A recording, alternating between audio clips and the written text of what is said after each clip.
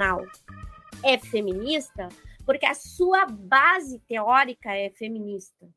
Porque a concepção de processo é uma concepção comunicativa. É uma concepção que entende que nós não podemos, obviamente, abrir mão da legalidade, do princípio da legalidade e de todas as demais garantias. Mas nós precisamos entender também que o processo penal precisa deixar de ser só retoricamente constitucional ou sujeito aos tratados internacionais de direitos humanos. Nós precisamos compreender que o processo penal, sob esta perspectiva, é um processo que não pode se fechar para que a gente tenha efetivamente a possibilidade de um depoimento especial para todas as vítimas de violência sexual.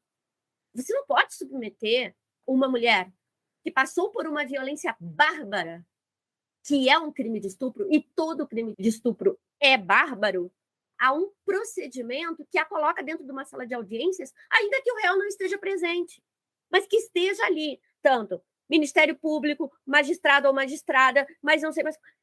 Isso é essencialmente violador. E há quem diga que, não, mas para que isso aconteça, primeiro tem que ter lei. Eu não acho que tem que ter lei. Eu acho que os ditames internacionais, a Constituição Federal e a norma paradigma que nós temos, ela é o suficiente para sustentar isso. Nós temos outras experiências no mundo que mostram que existem outras possibilidades, agora sim, muito mais técnicas. É de cria um ambiente, grava o depoimento, submete o depoimento às partes, façam quesitos, tantas coisas que nós podemos criar como instrumentos para que, no fundo, a gente tenha o quê? A redução de danos ao longo do processo. Então, o processo penal feminista, ele não é um processo só para as mulheres, ele é um processo para que a gente pense o processo dentro de uma perspectiva muito maior do que ele é hoje, centrado como se epistemologicamente, como pensa o professor Luigi Ferraioli, a partir do princípio da legalidade estrita. Não estou aqui fazendo uma pregação de que abandonemos a lei, agora o juiz pode fazer qualquer coisa, não precisa de lei e tal. Não. Por quê? Porque nós temos que construir paulatinamente a cultura de que existem controles epistemológicos que estão, muitas vezes, fora da lei. Fora da lei não no sentido de legalidade, mas para além da lei. Tanto no texto constitucional, quanto nos tratados internacionais. Então, o processo penal feminista, que a gente acaba tendo como base, e foi a base total para oferecer esse parecer à Corte Interamericana, no caso, Marcia Barbosa, e também para que a gente pudesse utilizar isso para pensar essa nefasta, horrenda tese da legítima defesa da honra, ele nada mais é do que um convite para que a gente pense um processo penal do século XXI, e que é um processo penal que vai estar dentro de uma perspectiva do que nós compreendemos como direito.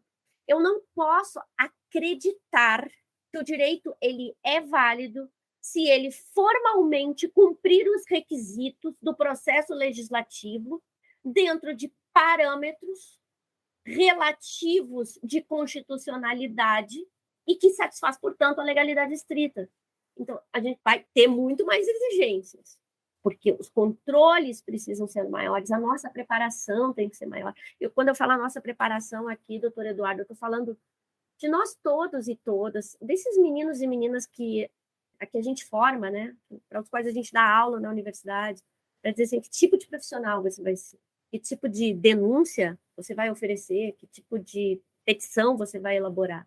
Aquela que está reduzida no máximo possível, a pouquíssimos termos e tentando reduzir o pensamento ali, porque o tempo demanda isso, ou você vai ser um profissional que vai ter a responsabilidade de ter que trabalhar as teses em profundidade para discutir aquilo ali com a própria vida das pessoas, como gente de carne e osso, né, na expressão do, também professor, claro, mas do ministro Rogério Schietti nas suas obras. A gente está lidando com gente de carne e osso no processo penal, a gente não está lidando só com papel.